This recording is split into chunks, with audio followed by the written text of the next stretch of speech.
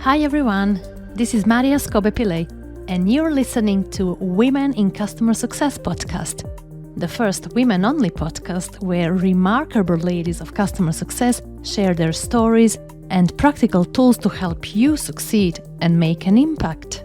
If you want to learn more about customer success, get career advice and be inspired, you're in the right place. So let's tune in. Welcome to the Jubilee 100th episode of the Women in Customer Success podcast. I am literally so excited to reach this milestone, and to celebrate, I will be publishing a few bonus episodes as well as I'll be telling you more about some surprises as well. So stay tuned and check out the Women in Customer Success LinkedIn page, mostly for more updates. So, being a Jubilee episode, apart from that, there is also something very special about this episode. And I'm going to introduce you to a very special guest today. She is probably one of the most capable and most humble CSMs I've ever worked with. She is gorgeous, smart, very sweet, very kind, and she just has a remarkable story to tell. She is Aurore de Saint-Exupéry. Welcome to the show. Thank you. Thank you for having me. I'm so excited to be here. Thank you, Maria. I know Aurore as I hired her to my team while I was at ClickUp. And today we're going to talk about the process of transitioning into customer success from outside of tech, because that's exactly the journey that Aurore had. And she's done all the right steps to enter the industry. And I hope that today's episode will really help you understand what to do and what to do to enter customer success role, and then also what to do to grow into the role and position yourself for promotion. So, Aurore, are you ready for a quick rapid fire question? Yeah, absolutely. Let's go. Okay, Aurore, are you an introvert or an extrovert? An introvert. Would the 16-year-old you be surprised to find you in this current role? Going for something completely different. I never thought I would end up here. So I guess it's a new adventure for me. Okay. If you had to completely change your career tomorrow, what would you do next? I would probably start a little bakery. Do you bake in your free time? Yes, I love baking. My specialty is probably the chocolate fondant. So, yeah. Oh, chocolate fondant. Okay, you can share the recipe later on. Cool. Aurore, if you could be remembered for one thing, what would that be? I think I am a very caring person, loyal, and I love being around people. And last among the rapid fire questions, Aurore, you are actually related to the famous Aurore de Saint-Exupéry, the author of the famous children's book, Little Prince, that I guess every single child on this planet has read at some point in their life. Tell me more about it. How are you related? And what's the beautiful French way of pronouncing that name? The Little Prince. So it's actually not just a children book. It's, I would say, more for adults as well. If no one has read it, it's a great book to read. I am related. I guess Aurore de Saint-Exupéry, the writer, was a great uncle. He was a cousin of my great grandfather. That's kind of the link to me. But yeah, it's a beautiful book. So I definitely recommend it. Absolutely. And you're right. Really, it is a book for everybody. And my dear audience, if you're not familiar with the book, I'm sure you have heard about this quote, which is exactly from the book. It is only with the heart that one can see rightly. What is essential is invisible to the eye. Beautiful. Okay, now when we sorted that part out, I think there is an obvious connection already that you are French. But I think it's very interesting if you tell us a bit about where did you grow up and what was your life until the point when you have decided that you are actually interested in customer success career, because I know your life included many different countries across the world, many different languages, different things that you did, and that all is just incredibly interesting. So tell us that story about you. Yeah, absolutely. So yeah, I'm 100% French. Both my parents and grandparents, everyone's French. I was born in Paris, but I moved to London when I was 3 years old. So from 3 to around 7, I was in English primary school. Then I moved back to France when I was 8 until 14. I was switched to a French school and then moved back again to London. And from the age of 14 to 18, I was in the French Lycée in South Kensington in London, which is kind of the biggest French school, I guess you have in the UK. After my French baccalaureate, I decided to go to an English university and study in English. So I went to the University of Exeter, where I studied marketing, business management. And after the graduation, I worked for about a year in London. My first job was in luxury retail, which was the biggest chunk of my career, to be honest. I started working as an intern for Chanel in the travel retail department, which was a great experience. But as an intern, I guess, not really hands-on. And I think what I wanted afterwards was more of a face-to-face customer experience, but still in the luxury industry. So after that, I moved to Louis Vuitton across the street on Bond Street. And I was a salesperson. And that was a very good experience for me, meeting all sorts of customers, demanding customers, and the colleagues I was working with were amazing. So it was a fabulous experience. I forgot to mention, because you did mention about where I lived as well in different countries. But before that, at university is when we moved to also Japan with my parents for 3 years. So it was 3 years for me on and off between Japan and the UK.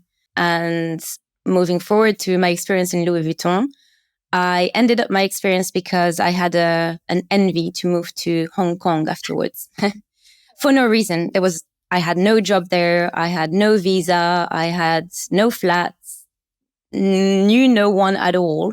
But for some reason, I had this urge to go. So I managed to find an entry and got my visa approved for 3 months. And I decided to see if I was going to like it. After 2 weeks, I absolutely fell in love with it and decided to look for a real job. And I continued my path in luxury retail, and I found this job with Goutal Paris, which is a fragrance brand, which is part of a big Korean group called Aurore Pacific. And there I had multiple roles. I kind of started as an account manager. I was managing all the accounts that we had across Asia. So it was, Japan, Korea, Hong Kong, Singapore, India, Malaysia. And it was quite a hectic job because I was traveling every month nearly to all the different point of sales and all my different clients to see how everything was going, how we could improve sales and make the brand essentially better. So I transitioned afterwards into more of a training role and project manager role based in Hong Kong still, because we decided to open the flagship boutique there. So that was another big part of my job there. All in all, I stayed in that job for about 3 years and a half. And after we had in Hong Kong, all the protests, which were quite impacting the retail industry. And at that time, I was kind of thinking I wanted to also transition myself into maybe going back to studying. So, and shortly after that, anyway, COVID happened. So I actually left my job and I focused on my studies. I've always been very interested in, human behavior and psychology. So I did a diploma in psychotherapy for a year. And on the side, I still needed to obviously make a living in Hong Kong. So I decided I'm French. People in Hong Kong love French people for some reason. So why don't I, start a French tutoring company, basically, because I know a lot of kids want to learn French. So there was a huge potential. So I marketed myself on different social groups in Hong Kong and, the French community as well. And anyway, ended up having about 20 clients at some point, which worked really well, from children to actually adults as well. And yeah, I did that for about just under 2 years by the time I finished my 2 diplomas. So I did one in psychotherapy. And once I finished, I did one in CBT and cognitive behavioral therapy, which was very interesting. And then obviously, yeah, go on. At the time when you decided to go back to the UK and look for something else. Exactly. So basically, I had to move back to the UK at some point for visa situations with Brexit, I didn't have a British passport. So I had kind of a time limit in my time in Hong Kong. And with COVID in Hong Kong being quite strict, it was about time, basically, I needed to get back to the UK. So I go back to the UK. I finished my last dissertation at that same time for my CBT course. And then I think, okay, well, now I need to find a job. I didn't want to go back. Yes, sorry.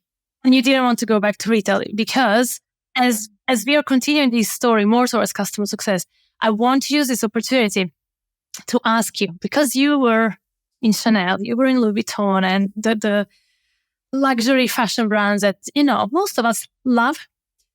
Do you have any particular very interesting anecdote with some of the customers in those stores? Because as you said, you have seen everything there. Like, what is something that is really stuck in your memory, either very positive or very negative? But I just wonder, like, what are the things you were coming across? All sorts of customers, to be honest. It went from the mom and her daughter who have probably saved up for 6 months to get the first bag for the daughter ever, which are very humble and, down to earth people, I would say. And then you get on the extreme, some princesses from India or whatever that come and obviously buy way more than you would expect. The treatment is always the same, which I think is amazing. Whether, you have £100 or £1 million, let's say, and to spend, you are treated exactly the same, which is, I think, really nice to see, because being fair, I think, is one of my core value as well. So that's very important to me. And I really appreciated that, I think, in the luxury retail. I think there are some obviously interesting stories with, customers that, as we know, same in customer success, very demanding and, kind of need to take care of them very, very well. What's the most interesting demand that you heard from customers? Like something that maybe we wouldn't expect in a luxury fashion?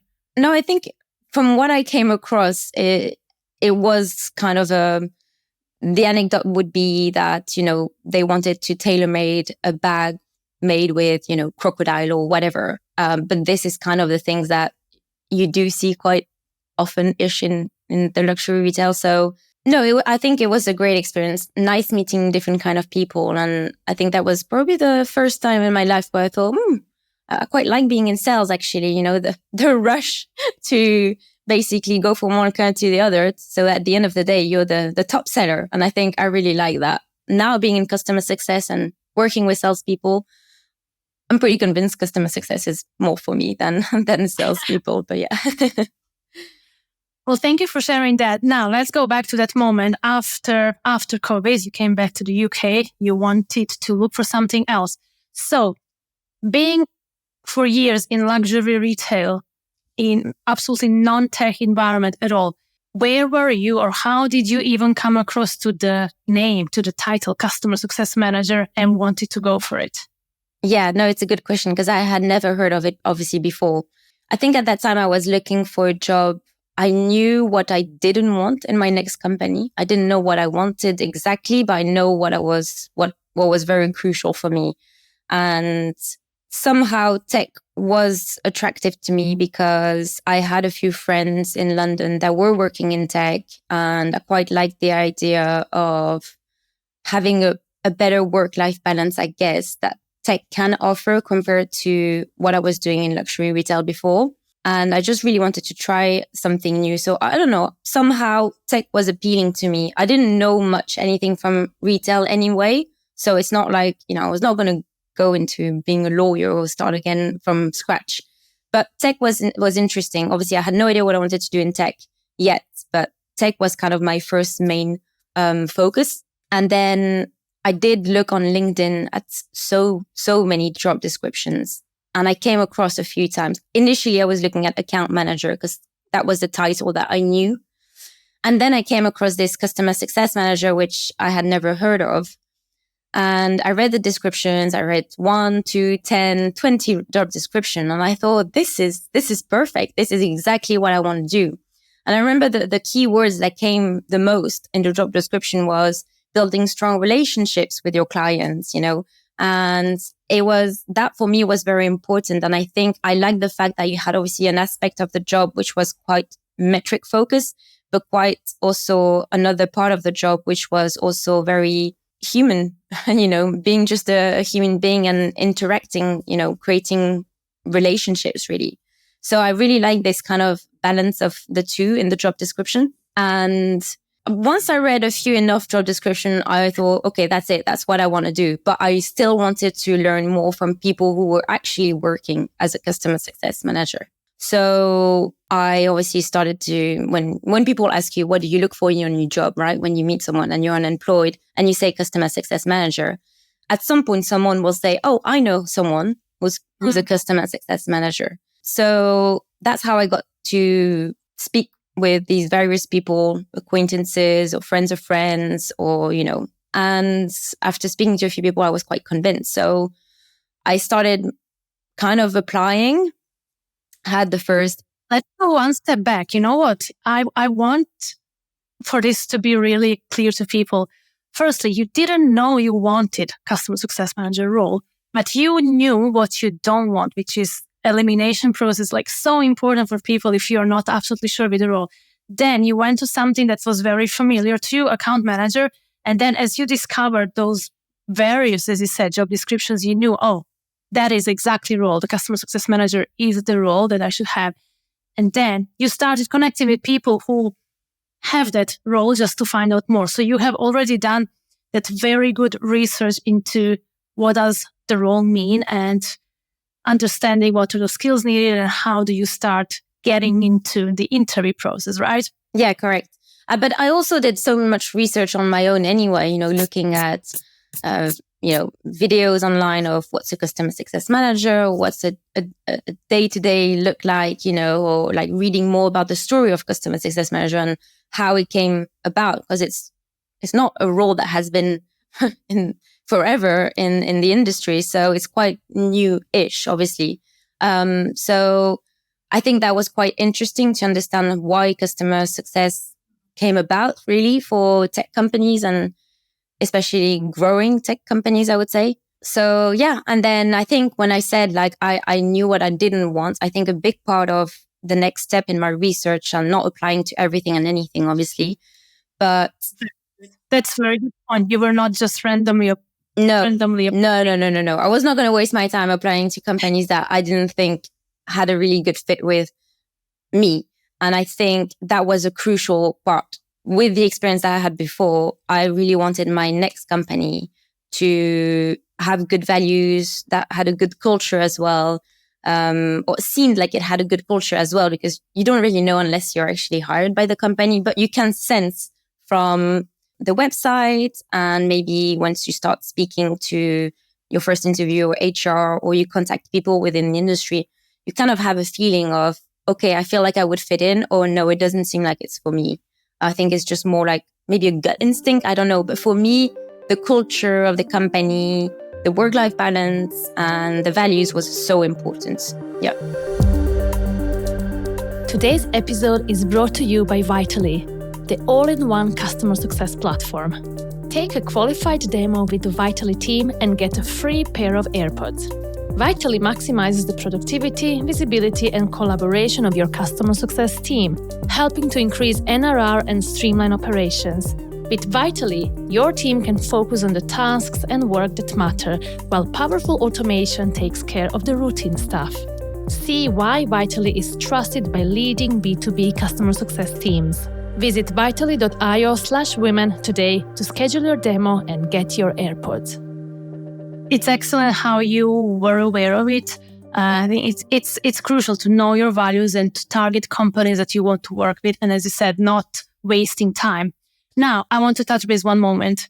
I got your CV in front of me and it was a referral. And I just want to point out how referrals are so extremely important, how the referrals can be really the proper way of get your foot out of the door in the company, especially if you have no experience at all. Because I have to admit, when I saw your CV for the first time, I thought, no tech experience, we can't take her. Because our mandate at the time was absolutely tech experience and CSM experience for a few years, if possible. But again, maybe that was gut feeling, some instinct didn't give me peace. And I remember after a few days' time, I have decided to go again through few of the CVs that I was getting for the position from referrals, because I thought, let me really just honor those referrals, because when somebody refers other people, you kind of always treat those applications probably a bit better in a way that you want to look at them more carefully. Then I looked at your profile again and I just thought, you know what? She's gone through so many countries. She has experience of cultural diversity, different background, which was so important for me at the moment because our customers were coming from all sorts of backgrounds. And I felt that something like that different experience would be really good fit. And I spoke with our talent manager saying, let's have a chat. Now, my perspective of your first interview with me, after we finished the first interview, I knew that I wanted to hire you. But of course, that was only one of many, many, many steps in the interview process. But I'm so glad that I had that initial conversation with you, because what happened was, I think, one of the best interview processes that I witnessed in my career so far, and the best learning curve for you. So you were so passionate about wanting to enter customer success role. And I almost saw myself a few years ago when, I discovered that role and really wanted my foot at the door. And I recognized, that passion from somebody who really wants to succeed. But then I remember I gave you some feedback as well. I don't know if you remember feedback from our first conversation. What was it? You recommended looking at, digital customer success vs also dedicated customer success. And you gave me a few names of people I could look up to on LinkedIn. Yeah. So I remember that I realized, you didn't have previous experience. You just have a big learning curve ahead of you, but I knew that you could do it. And yeah, my advice was get yourself armed with all of those resources just to learn as much as possible, because through the whole interview process, you will be in a situation to speak with so many different people from all levels of companies, and you will need to convince everybody else as well that you can do the job. And one thing that I just want to say from the whole interview process is that afterwards, seeing the notes from every other examiner was that you were completely excelling on every step of the interview. Whoever gave you the feedback, later on, they realized that you were doing something about that feedback. So you were very coachable in a way, and you were doing all the right steps to understand the industry, to learn what the job entails, and to be able to talk about it. And we were hiring more for scale or digital roles. So you definitely put yourself out there to learn everything about it. And I just remember you really excelled in that panel. After your panel, your final interview, everybody were wowed, and we knew that we wanted to hire you.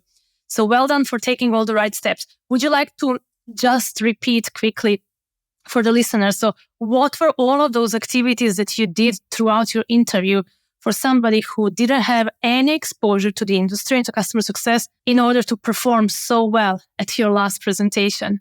Yeah, absolutely.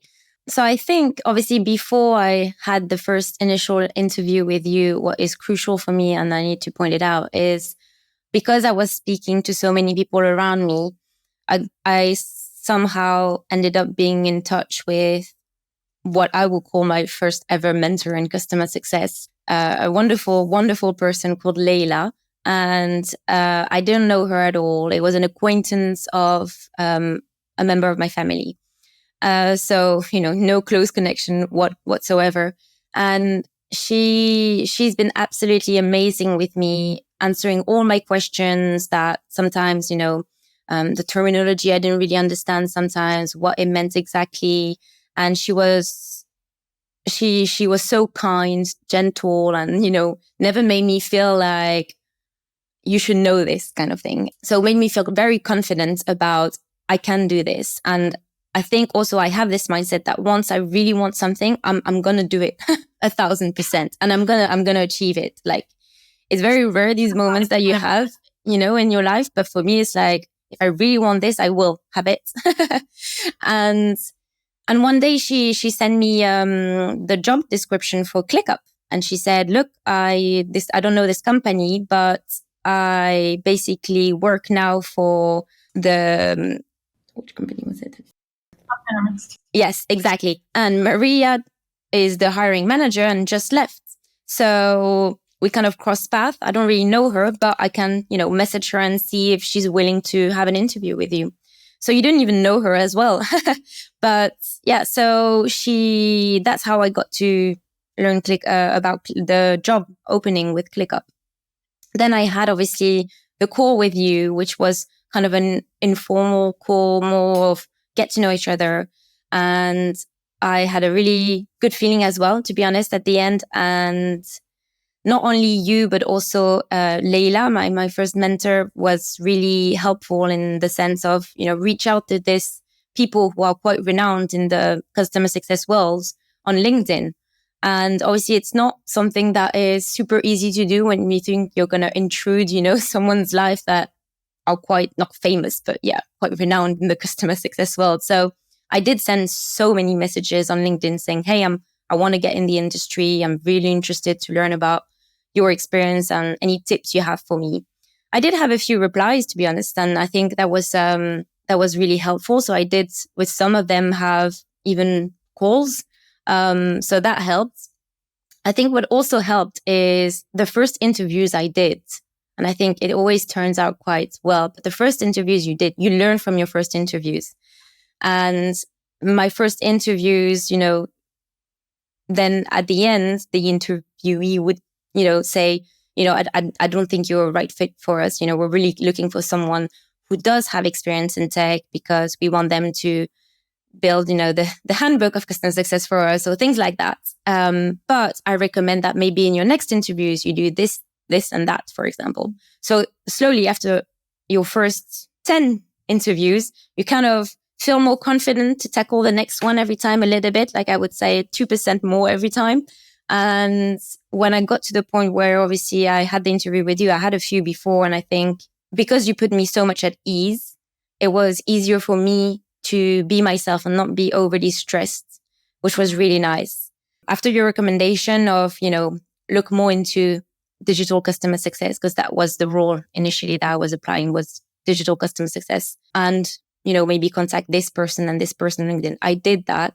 Then I had the second round of interview with ClickUp, which was with another customer success manager based in the US, I think. And he was so lovely. And again, like I had such a wonderful experience with the 3 first interviews I had with ClickUp, only because every time I ended up the call, I felt very happy and I felt, wow, people are so nice. And I think that really reflected for me on the culture part of the company, that I literally said to myself a few times, it feels like this company is only hiring really nice people. So I was, obviously when you get to like the second, third round, you kind of think, all right, this is going somewhere. I'm feeling positive about it. So you're really pushing yourself. And obviously the last round is the hardest with ClickUp. After you speak to everyone, you speak about your experience and all of that. And you obviously speak about what you know about customer success, because you have to show them that you know, obviously. Then there's the case study. And the case study I remember I was lucky. I think I was given a whole week to prepare it. I think I needed this whole week, because I really worked on it the whole day. I did so many research. I had to download ClickUp as well, which is not an easy platform to use once you've never used it for the first time. And I had to, see how it was working, get to know the product, which is obviously important. If you're going to work as a customer success for a company like ClickUp, you need to know the product. And then I think the case study was something like, if you have a book of business of like, let's say 200 customers, how would you segment them? How would you prioritize them? And what would be your engagement with them? It was something like that, I think. Yeah. And I remember knowing that, it was important to have the onboarding phase, the adoption phase, and the retention phase. And then I kind of segmented in these 3 categories in terms of the top ARR customers and, the different use cases that use and how I would like approach them. Would I have more of a one-on-one with the biggest one, or would I have like just digital touch with all of them? So I remember that's how I divided it. And then I put everything on slides. I did a whole section on the metrics as well, which was all these terminology were very new to me. Weekly active users, WAU, I remember thinking, what does it mean? Wow. So yeah, you get to learn everything. And then I felt I rehearsed so many times before I presented to you to feel at ease. I had my notes, my bullet points, and the flow of what was going to happen during my presentation. And then I did the presentation, and then I could breathe, and then it was fine. I mean, you just pointed out something amazing. Like you did rehearse for it. You did all the research that you could. And I do admit, like, job searches are not easy. And yes, you always get to have some presentation and you have to prepare, and it requires time. Maybe for somebody with experience wouldn't take that long, but you really wanted to excel it. And you did. You excel, and you had a fabulous interview. And when we hired you, actually, there was one more call before that with HR. I just remember I received a message from HR after the call with you. And the message was written, when I grow up, I want to be like Aurore. Because absolutely everybody loved you in the interview process. And okay, you landed a job, like congratulations, that was your first CSM role ever. And then you started working on it. And now from interview preparation, gathering information about customer success to real life, now the journey actually started, the journey of big learning curve, because you were you started your new role, you were straight away being given access to, CSM certification. So you were learning more about customer success. You were doing the onboarding. You were learning a lot about the product, because we wanted everybody to be really great product experts in customer success to really help customers immediately. And now what I can say from a manager perspective is you were working so hard and so smart on everything because you didn't have previous experience. You were just so much like a sponge. You wanted to know it all. You wanted to have all of that information. And you were really hitting the bar higher and higher as soon as you started working with customers. Like the first feedback we were receiving from, sales and from all the other peers was absolutely amazing always for you, because whatever you did, you were doing to the, highest standard. And then automatically you were raising bar for the whole team. And I always thought, like, Aurore is so humble, and because she didn't do it previously, she's much more aware of how much she has to learn. That's why you were just always so open to learning and to hearing from others. But tell me more a bit about that, first few months in an absolutely new role where you need to know product really well. How was that? Yeah, it was, I think, my onboarding at ClickUp. We had a great team, the team leader, Kevin, and yourself really took me under their wing. And I think, yeah, of course, my mindset was, I don't want to feel like an imposter now. Now that I'm in, I need to really belong here. So I am going to work really hard to get the approval that we did a good job in hiring you, and not, we regret our decision, which obviously is a worry for the first 5 months. You kind of think, I need to prove myself. And I think I really enjoyed it because everyone, whether it's customer success, the sales team, professional services team, everyone was so welcoming and nice and kind. And that obviously, the atmosphere was, I wanted to learn and I felt good. And the product itself was not easy to learn, for sure. And I still think it took me 6 months to really feel at ease, to be honest. But in terms of the role of customer success, I learned the product by getting to know my customers and knowing how they work. Because every time they had a question on how would I best use, ClickUp to do X, Y, and Z, then I didn't know the answer, which was fine. And I needed to accept that at first. It's fine if you don't know the answer to the customer. You come back to them, and then you look and you come back to them. And that's how I got to learn a lot. I shadowed, obviously, most of our team in terms of how they were doing their calls. And I guess like you get a bit of everything and everyone, and then you make it your own. And I think that's really how I really learn the best is actually, getting on calls with customers as much as I can, even though at first it's scary because you feel like after 20 calls, if you say, I'm sorry, I don't really know, but I'll come back to you, it's a bit demoralizing. But, then it gets to a point where you know the answers and it's so rewarding when you can help a client and they say, oh, thank you so much. You unblocked me there. And I feel like more at ease there. Gosh, that is honestly the best feeling ever. That makes your day. So I think that's how I learned. But yeah, it's the product ClickUp is amazing. And there's loads to learn. So you never get bored, which I think is amazing as well. So yeah, I think working with the product and working closely with the team and not being afraid to ask questions and actually having a wonderful team leader that even if I asked him 20 of the same questions, he always made me feel like I was asking it for the first time, which was absolutely amazing. So yeah. So shout out to Kevin if you're listening, and we will make it. Okay, Aurore, this has been really great. You already gave out so much wonderful advice into what to do when you're very new in the role and you emphasize so much the product knowledge. One thing that I would say is that you were really brave when it comes to, you dealing with customers because you were learning that product, but you were not shying away from even exposing yourself to everything new. So you were so happy always to tell customers like you're going to train them or you're going to show them, and you would learn it all by yourself, and then you would teach customers how to do something, even when sometimes that wasn't maybe even, in your job description, but you were doing it and you were learning product in that way as well. I think it was amazing because you never shied away from the things that you didn't know. You were just, taking it as a learning opportunity. And just over a year after you were promoted into a senior CSM, which I think it's such a wonderful story from coming from non-tech experience at all to starting a CSM role, absolutely becoming even certified product expert, and then getting your promotion.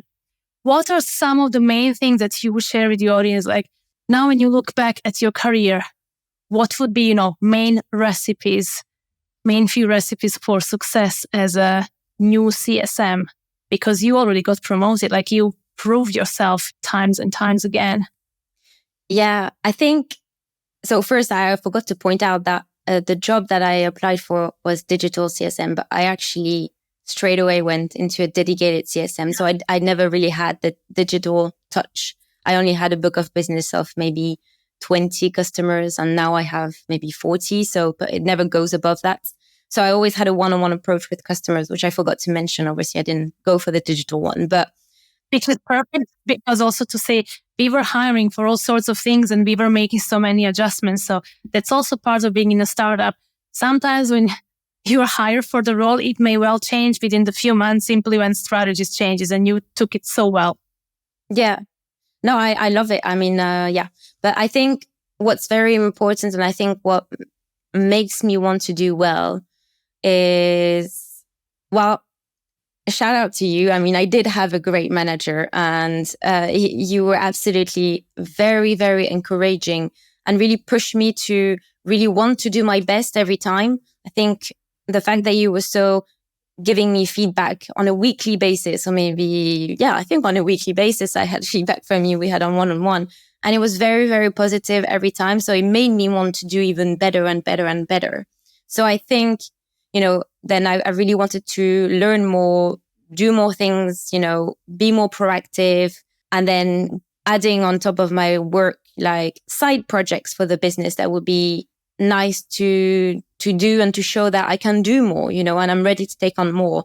And I think if you show, the company obviously that you want it, you really want it, and you want to do more, and you want to help others as well, whether it's CSM or other teams that you're cross collaborating with, I think that shows a lot and it's rewarding. And I think, if you really want it. If you don't want it, then maybe it's a good question to ask yourself, do I really want to be here? Because then maybe that's not. But if you feel like you want to be here, you'll know it because you want to push yourself and go above and beyond, as I say.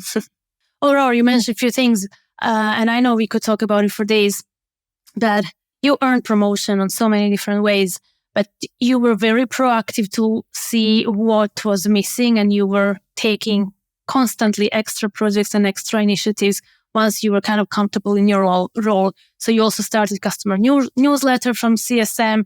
You started also French version of it. You've been doing things to help out that, not everybody raised their hands to do it, and you didn't shy away from it. So you were very much accomplishing so much on top of your role. And I know that from the leadership perspective, that puts you right at the top among all the other qualities as a promotion material. And then I already left, and you were promoted not even by me, but by senior management. But it was such a great testament of everything that you have done and your impact and that you had on other teams. It was such a no-brainer for everybody. So I think you are just showing us such a beautiful way of how, when you want to do something, as you said, you are really going for it and you're giving 100% of yourself, and you want to learn, you want to excel. And I think it was really rewarding in your case. So congrats again. Aurore, this was so wonderful. Thank you so much for coming to the show and for sharing your experience. And as we wrap up at the end, I just have one question for you. What would be one thing that people are generally surprised to find out about you? It's a good question. I don't know. This is tough.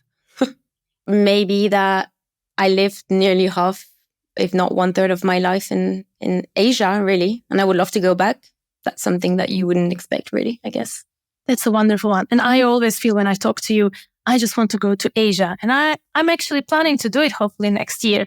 So we'll have another conversation for all the best places to see. Thank you, Aurore. This was wonderful. Thank you so much for sharing this conversation with me today. Oh, thank you so much, Maria. Thank you for having me. Very excited.